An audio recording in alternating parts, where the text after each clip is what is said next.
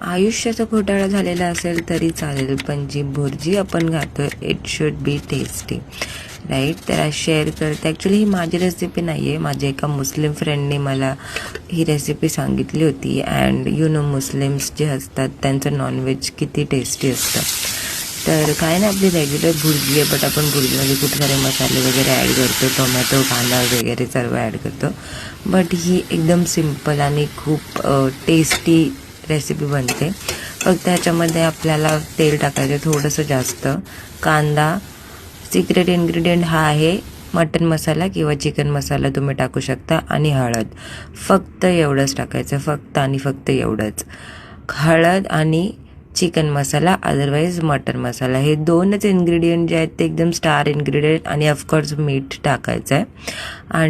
3 अंडी टाकली. ही 3 ते 4 माणसांना पुरते एवढी भुर्जी आहे. 2 मोठे कांदे आहेत.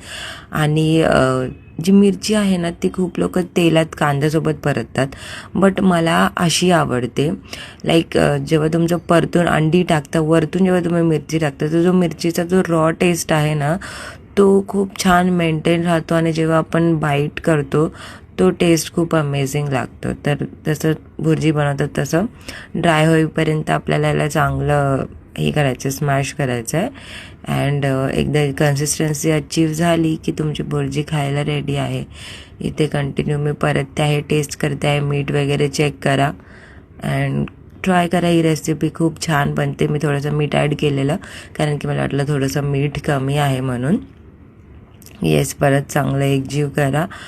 नॉर्मली भुर्जी बनवतात त्याच्यापेक्षा ही भुर्जी डेफिनेटली खूप छान होते. खूप रेस्टॉरंट लाईक रिच टेस्ट लागतो. Do try it and let me know if